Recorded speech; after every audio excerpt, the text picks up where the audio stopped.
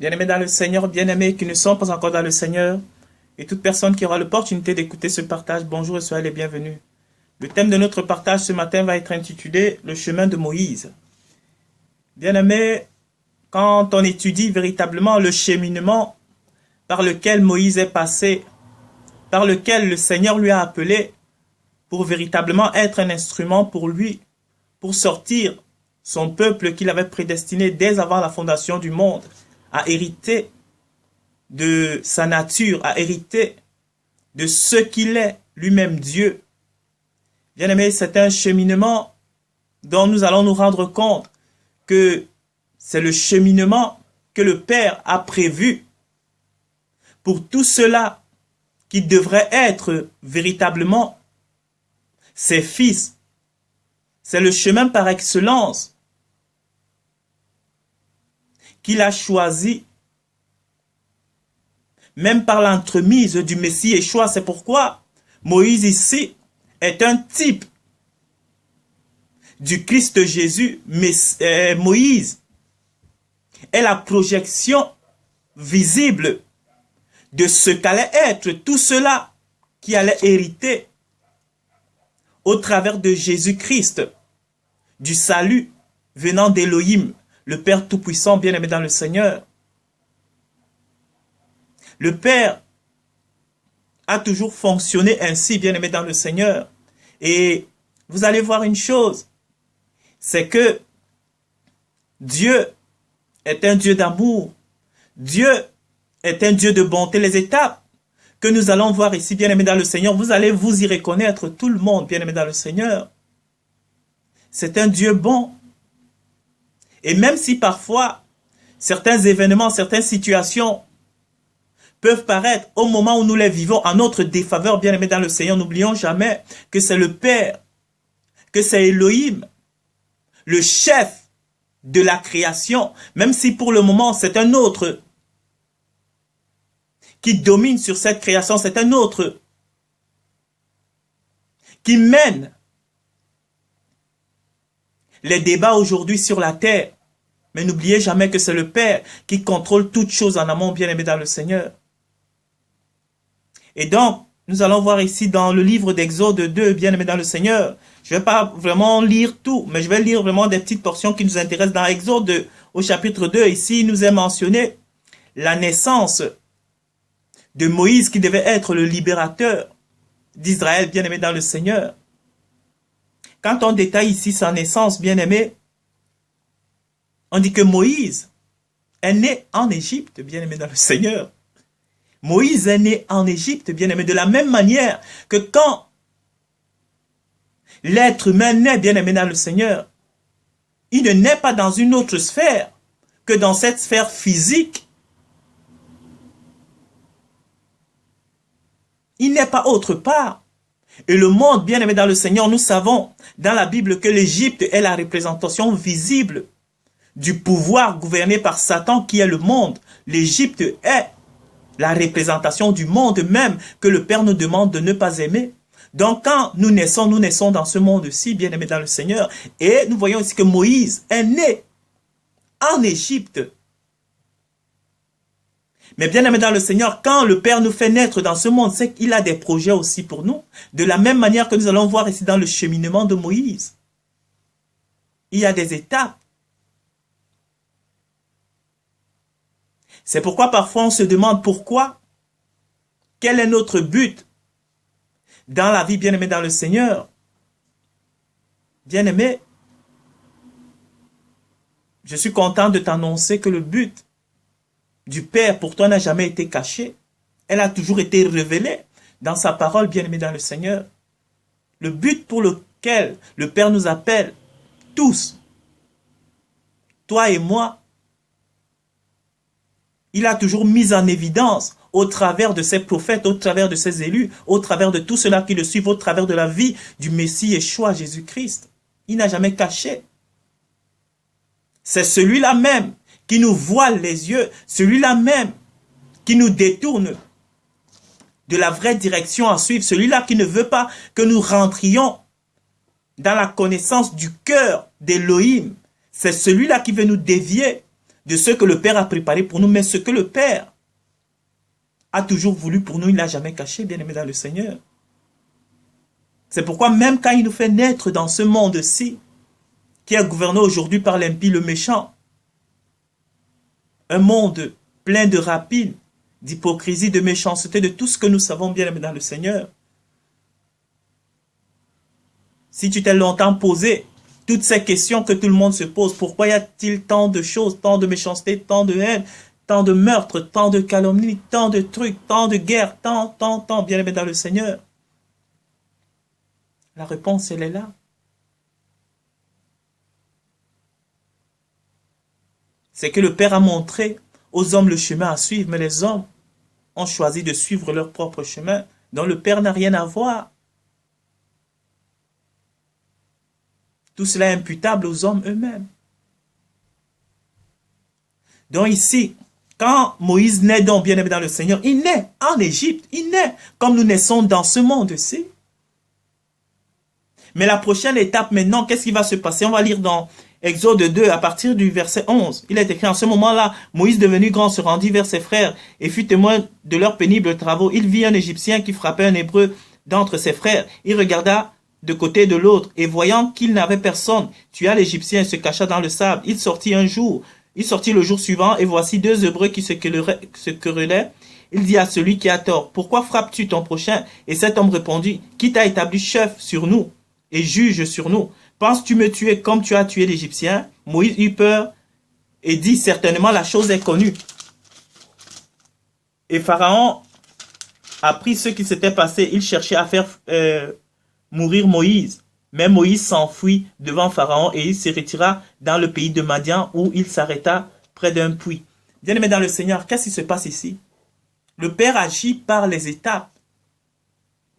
Dans la vie de Moïse ici, dans la vie du Christ Yeshua, le Père procède, nous enseigne, nous instruit au travers de la vie de ces hommes bien-aimés dans le Seigneur, qu'il y a des étapes à franchir, bien-aimés dans le Seigneur. Il y a la naissance dans ce monde physique, dans ce monde méchant dans lequel nous vivons. Pourquoi le monde est méchant? Parce que les esprits qui gouvernent, ou l'esprit qui gouverne, c'est le méchant. Et chaque être humain sur la terre, s'il n'est pas révélé du Père, a en lui la semence du méchant. Il a en lui la semence de la méchanceté. Parce que le monde influence, le monde communique son énergie à tout ce qui habite sur la terre. Et c'est une énergie du plus fort sur le plus faible. C'est un esprit de prédation. Et donc, bien aimé dans le Seigneur, quand on est donc, il y a déjà cette semence en nous. Et qu'est-ce que le Père fait ici? Il suscite des événements, des circonstances, comme nous avons vu ici avec Moïse, bien aimé dans le Seigneur. Il y a eu une dispute, Moïse a tué quelqu'un. Et le lendemain, il voit une injustice. Il veut encore s'interposer, mais ne sachant pas qu'on l'a vu la veille, celui vers qui Moïse se tourne pour lui adresser que c'est toi qui es fautif, lui dit: qui t'a établi juge sur nous? Veux-tu me tuer comme tu as tué l'Égyptien la fois passée? Il a pris peur, il a fui. Parce que Pharaon voulait le tuer.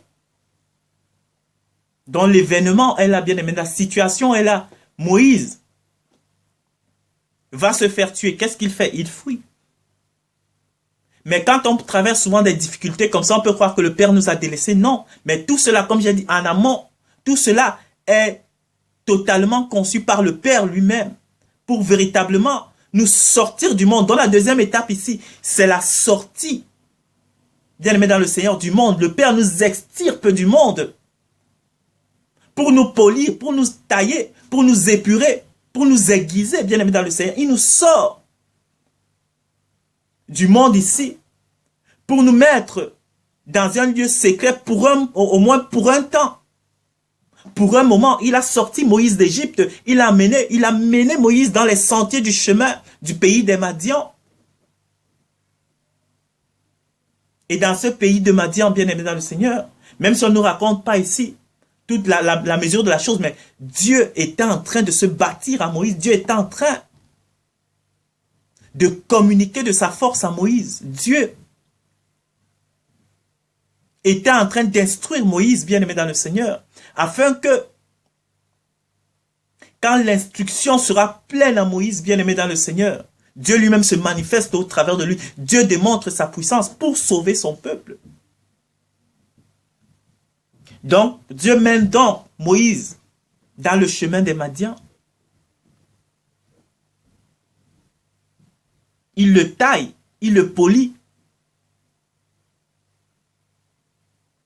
Et c'est donc ce à quoi, comme Moïse et Christ étant donc l'ombre des choses à venir de ce que nous sommes appelés à devenir, bien-aimés dans le Seigneur, quand nous naissons dans ce monde. Il y a un moment où le Père se révèle à nous. Et sa révélation vient généralement, il crée des événements, il crée des situations. Parfois qui sont difficiles pour la plupart du temps. Qui parfois tu vas croire que cette situation veut t'amener à la mort. C'est pourquoi généralement, n'ayant pas encore compris, n'ayant pas encore la pleine mesure de ce qui nous arrive, nous croyons que c'est Satan qui nous attaque. Alors nous commençons à prier au nom de Jésus. Seigneur, délivre-moi au nom puissant de Jésus. Je chasse, je chasse. Voilà ce que nous faisons souvent, bien-aimés dans le Seigneur. Mais peut-être, pas peut-être, mais généralement, c'est le Père qui, au travers de cette situation, est en train de véritablement vouloir nous mener à lui. Mais comme nous n'avons pas encore la sagesse ni le discernement, nous croyons que c'est Satan qui nous attaque.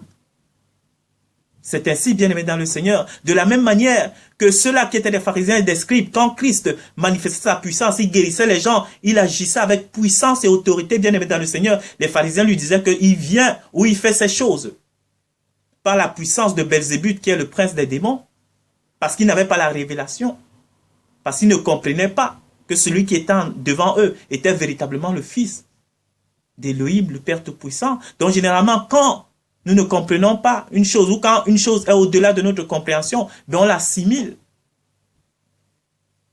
à ce que nous savons, ou à ce que nous sommes. C'est Satan qui nous attaque, alors que c'est le Père qui est en train d'agir.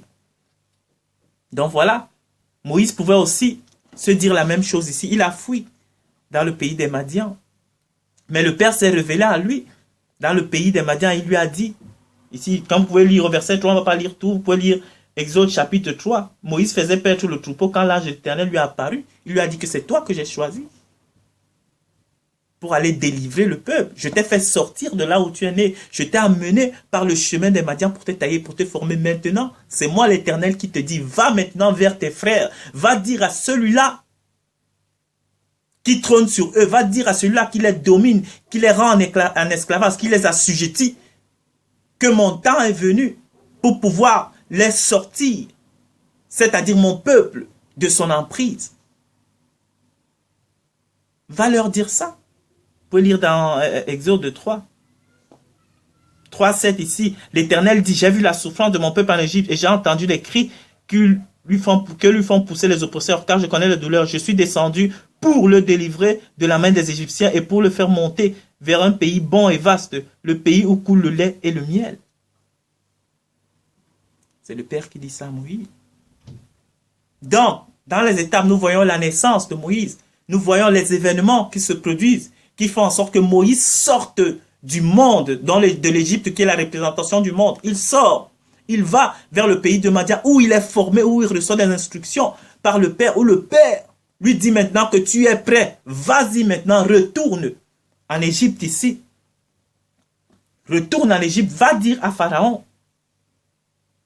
Si vous continuez jusqu'au chapitre 5 ici, Moïse, à partir du chapitre 5, Moïse est déjà devant Pharaon pour lui donner des instructions en lui disant de laisser partir son peuple.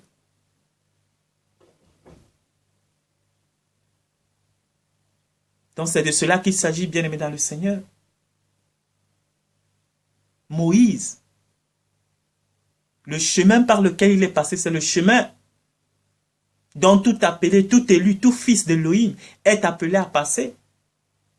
C'est un chemin de naissance physique, un chemin d'ouverture de l'esprit, de révélation par le Père, qui par sa compassion nous ouvre les yeux, nous fait comprendre le monde dans lequel nous vivons et nous donne la force, l'autorité d'y obéir par ses instructions, par sa force, par son esprit. Et après, quand nous sommes équipés, quand nous sommes taillés, aiguisés, affûtés, quand nous fusionnons avec le Père par l'obéissance, il nous donne la capacité de rentrer vers nos frères pour aller les sortir de la situation dans laquelle ils vivent, pour leur dire que vous êtes dans le mensonge. Sortez, l'ennemi vous a menti, l'ennemi vous a dupé. Sortez de là, venez, je connais où se trouve la vérité, parce que il y a une chose aussi qui est cruciale ici et qui est magnifique, bien aimé dans le Seigneur, que le Père a fait. Le Père ne dit pas à Moïse de rentrer en Égypte, donc dans le monde, pour y demeurer.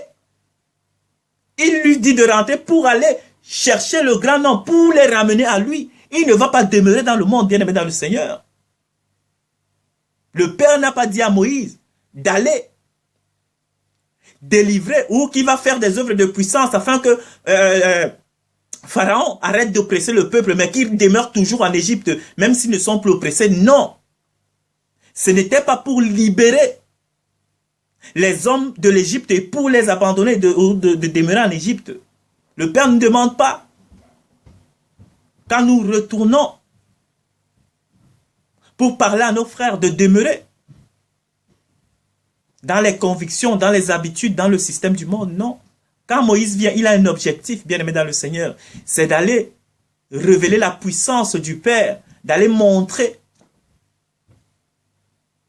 la force, la capacité du Père à Pharaon et au peuple. Et ensuite, diriger, mener le peuple vers la voie du désert aussi. Parce que Moïse a eu son désert à lui. Il a eu son cheminement vers la voie du désert. Qui est la voie qui va les mener finalement à la gloire. Au pays dans lequel coule le lait et le miel. Donc voilà, bien aimé dans le Seigneur. Le cheminement par lequel nous sommes appelés tous à passer, par lequel Yeshua le Messie est passé aussi. La naissance, la révélation par le Père, la sortie du monde, l'instruction. Après l'instruction, le retour pour sortir le grand nombre, pour les mener vers le Père. Voilà véritablement ce que le Père veut de nous. Voilà le chemin de Moïse. Et le chemin, je n'ai pas le temps ici de parler le chemin du Christ Yeshua, je l'ai déjà vraiment détaillé dans beaucoup de partages. Vous pouvez regarder dans la plupart de mes partages. Il y a toujours le cheminement du Messie aussi. Mais c'est le même que le cheminement de Moïse ici et de tout homme qui est appelé à fonder ou à s'unir, à fusionner avec la stature du Christ. Soyez bénis. Merci d'avoir pris de votre temps pour écouter ce partage et à la prochaine.